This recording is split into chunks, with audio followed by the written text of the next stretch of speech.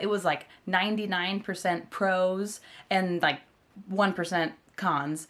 Hey guys, Elizabeth, the curly-haired country gal here. A few weeks ago, I had the immense pleasure of going to Dr. Leo SHARASHKIN's natural beekeeping workshop in Kabul, Missouri.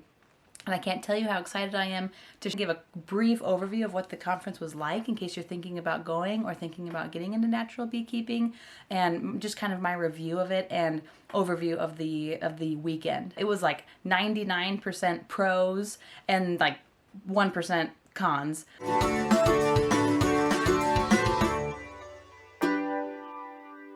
So for me, this was about 2 hours away. So I packed up early that morning and I drove, and then I went home for the night and drove back the next day, etc. And I had my helper, my daughter, made a list of things to pack, which was really sweet of her. So I was ready to go, ready to learn.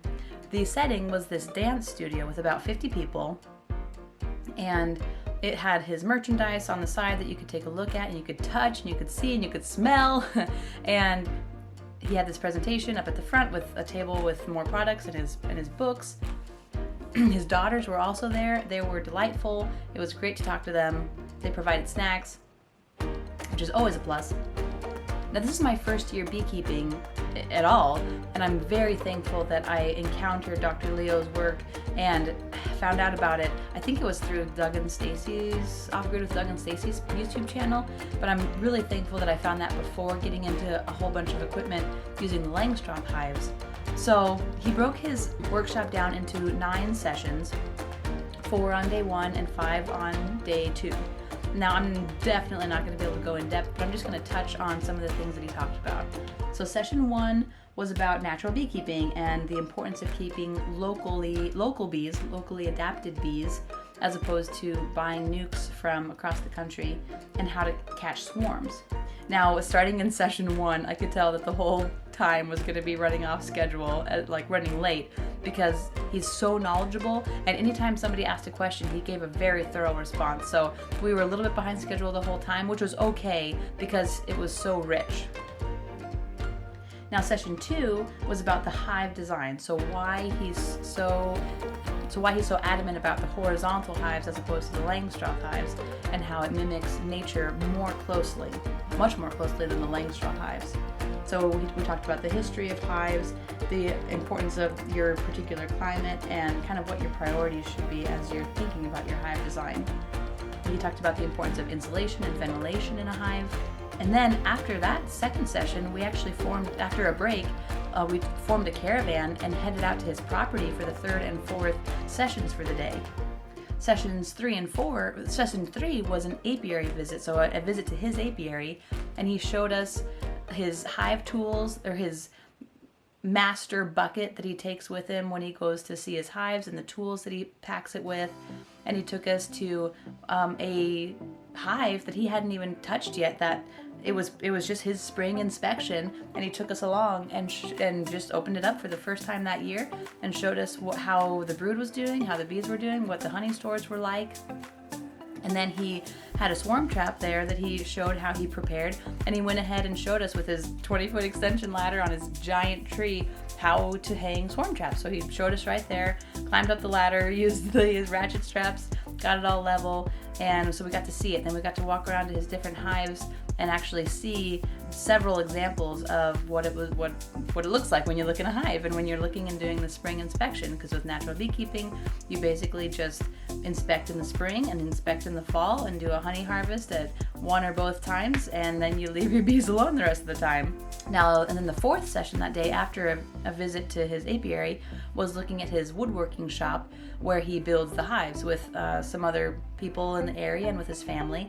And it's next to where we took our group photo. Is actually used to be his neighbor's property, and he was able to purchase it, and that home is now almost completely renovated to have other workshops and trainings there year-round, that I think he said year-round, that he's going to start doing, I think, this fall. So I'm really excited about that, so I might be able to go back out there again.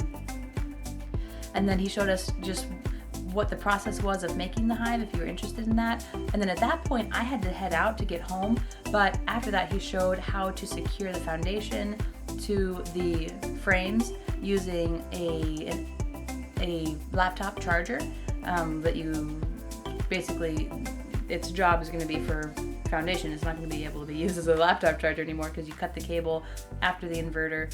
And anyway, so I missed that part, but the apiary visit was wonderful, and so was seeing his woodworking shop. Now the next day, session 5, was about bee health and treatment-free beekeeping, which again is very counter the mainstream conventional way of keeping bees, which is with a lot of intervention to try to mitigate certain sicknesses and diseases. And he talked at length about that and how you really just need to work with the process of natural selection. And if you had a really weak hive that you barely kept alive through medication, why would you want that progeny to pass on to the next generation? It's hard sometimes, but you have to let things die, focus on your strong hives. So we talked about that, and we talked about how some of the biggest problems are varroa mites and and then hive beetles and things like that, and how you can combat that a little bit in your hives through breaking the brood cycle and other natural methods that don't involve any medication. Because when you're introducing medication, you're kind of trying to strengthen the bees, but then you are also strengthening the pathogen, because again, by natural selection, the diseases that are going to beat that medication are going to be stronger than the ones before. And it sounded very familiar, like what we've been dealing with for the past 2 years. So, enough about that. So session 6 was about colony management in the spring and in the summer. So he did a very thorough walkthrough of what the spring inspection would look like, which was super helpful, very hands-on, just knowing exactly what to do, which again isn't that much, but just what to look for and how to move the frames around in a very minimal way, but in a way that encourages the bees to work naturally and not interfere with what they're trying to do by moving frames all around. And he talked about swarming and why colonies swarm, and how you can understand why colonies swarm and prompt that if you want to initiate a swarm to grow your apiary, or how to mitigate that if you don't want to multiply your colonies by providing more space in the hives for your bees to spread out so that that instinct doesn't kick in. Session 7 then was about queen rearing specifically, which I didn't think I was going to be interested in or need, but it ended up being very interesting and definitely really worthwhile. So he talked about that as well. He talked about the fall harvest and extraction and how to do that. And then somewhere in there we had a break, and his family actually provided lunch for us that day, which was really sweet. And he let us try some of his bee bread, which was delicious, of course. And then we were on to session 8, which was all about honey and hive production and marketing and selling your honey and encouraging people that yes, you can make it into a career and a job. And he talks about how he can sell his honey for the price that he does, and how it really is far superior to any honey that you're going to be able to buy in a grocery store for a lot of reasons that he provided for us. Like I said at session 1, everything was falling kind of behind because he was thoroughly answering questions and things like that. But we didn't really get to session 9, or at least not very thoroughly at all. He kind of just skimmed over it really quick, which was a little bit of a disappointment. But, oh, and I'm sorry, I actually got that wrong. There's actually 10 sessions, so there were only 4 the first day and then 6 scheduled for the second day. And the very last one was, I guess, it was almost more like closing remarks as opposed to an entire session by itself. But it was titled Honey for Life, Bee World, Human World, and just kind of looking to the future and just kind of providing some inspiration with beekeeping and with life. And so I won't spoil what he shared at the end, but it was really sweet and really well thought out, very thoughtful. So again, 99% pros. Dr. Leo is so knowledgeable, thoroughly answering questions, giving all the information that you need, just very transparent, it seemed, understanding how things work, not just this is my product and you should buy it, but really understanding how bees work and how they operate. And I thought it was awesome. Now for the 1% of cons, there's kind of 3 main things that were cons for me, I guess. The first is that Dr. Leo is the one doing basically the entire thing, His daughters were there helping, and his wife was there briefly. His wife helped out in the warehouse for people who wanted to take products home if you purchased things, and you did get a discount on some of the products purchasing them at the conference. So his family is all involved, but as far as at the conference itself, in between sessions, he always had a line of 10 or 15 people wanting to talk to him. Some people had questions, some people had comments that turned into questions, and then some people just wanted to purchase things, and he was the one doing all of it. So in the future, it might be very advantageous if he had somebody running the merch, and then he could just answer questions, because he was just kind of running around just needing to do too much in the space of time that he had.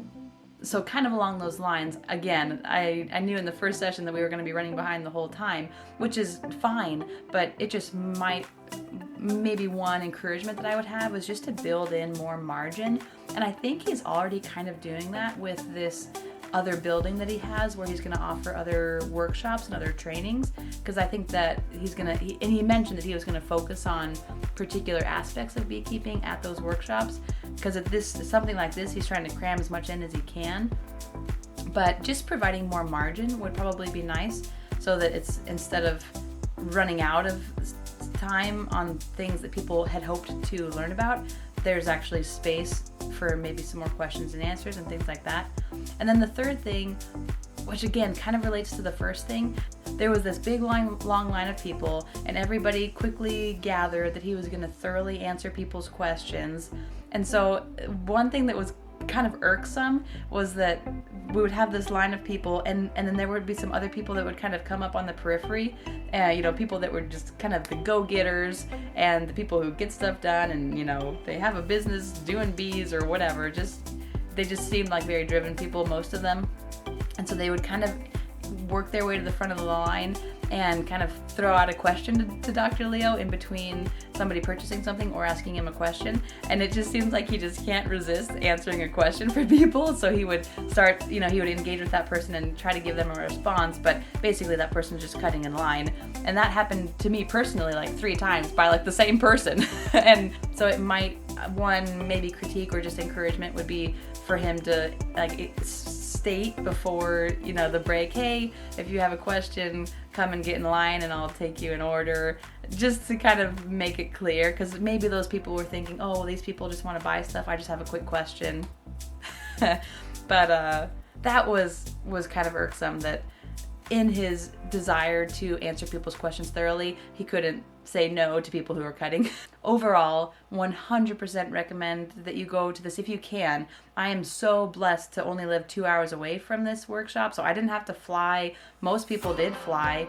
There were only a couple people that I met who were closer than me to the workshop.